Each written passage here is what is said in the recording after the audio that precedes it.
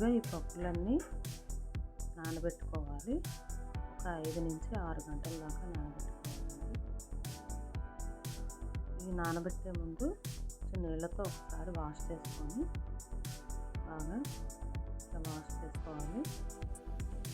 Wash చేసుకున్న తర్వాత నీళ్ళు పోసుకొని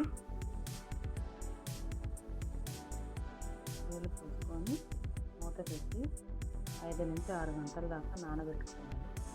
మనం ఒక కుక్కర్లో పెట్టి కుక్కర్లో బోన్లెస్ మటన్ శుభ్రంగా కడిగి పెట్టుకున్నాను.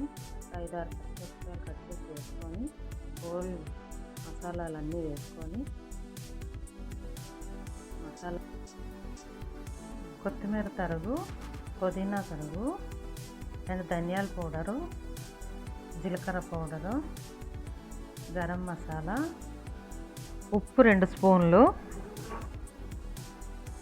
వేసుకొని స్టవ్ ఆన్ చేసి కుక్కర్ పెట్టి కొంచెం నూనె పోసుకొని కొంచెం కలుపుకోవాలి.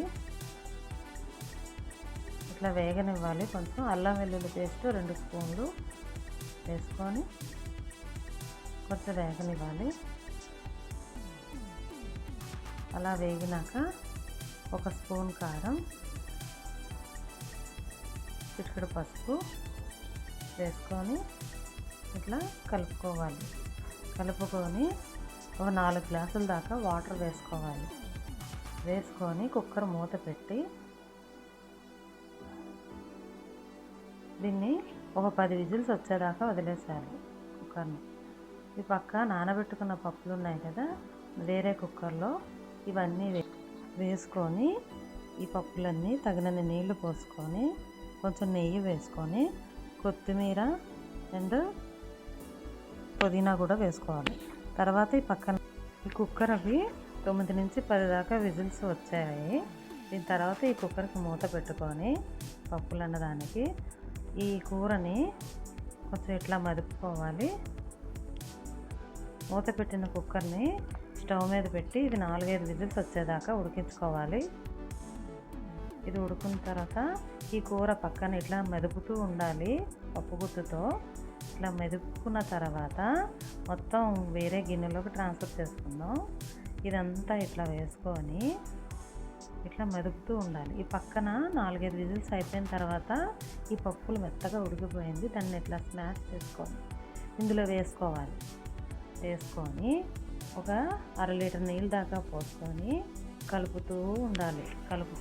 చిక్కబడేదాకా కలుపుతూ ఉండాలి. మధ్య మధ్యలో రోస్టెడ్ ఆనియన్స్ వేసుకొని పుదీనా కొత్తిమీర కూడా వేసుకొని కలుపుతూ ఉండాలి. చిక్కబడేదాకా కలుపుతూ ఉండాలండి. దీనికి మటన్ హలీం అంటేనే కలపడం అండి. బాగా కలుపుతూ ఉండాలి. అడుగు పట్టేస్తూ ఉంటుంది. కలుపుతూనే ఉండాలి. ఇది నాకు మొత్తం 35 మినిట్స్ దాకా పట్టింది ఈ దగ్గరికి అవ్వడానికి. రోజ్ పెటల్స్ అండి. ఈ రోజ్ పెటల్స్ డ్రై చేసుకున్నాను. ఓవెన్లోని పెట్టుకుంటే డ్రై అయిపోతాయి రోజ్ పెటల్స్. గీ వేస్తూ కలుపుతూ ఉండాలి. మధ్య మధ్యలో అట్లా గీ వేస్తూ కలుపుతూ ఉండాలి. మళ్ళీ ఇంకో స్పూను గీ వేసాను. నెయ్యి వేసుకుంటూ కలుపుతూ ఉండాలి. ఇట్లా మళ్ళీ నెయ్యి వేస్తూ కలుపుతూ ఉండాలి. అలాగా కలుపుతూనే ఉండాలి. ఒక 35 మినిట్స్ దాకా కలుపుతూనే ఉండాలండి. చిక్కబడాలి దాన్ని బాగా. మళ్ళీ నెయ్యి వేస్తూ కలుపుతూ ఉండాలి. అలా కలుపుతూనే ఉండాలి. ఫైనల్గా మళ్ళీ గీ వేస్తూ మళ్ళీ కలుపుతూ ఫ్రైడ్ ఆనియన్స్ వేస్తూ కలుపుతూ ఉండాలి. బాగా చిక్కబడిపోయింది. మళ్ళీ నెయ్యి వేస్తూ కలుపుతూ ఉండాలి. ఫైనల్గా నెయ్యి వేసి ఫ్రైడ్ ఆనియన్స్ వేసి పుదీనా కొత్తిమీర వేసుకొని మూత పెట్టుకోవడమే. మటన్ హలీం రెడీ అయిపోయింది.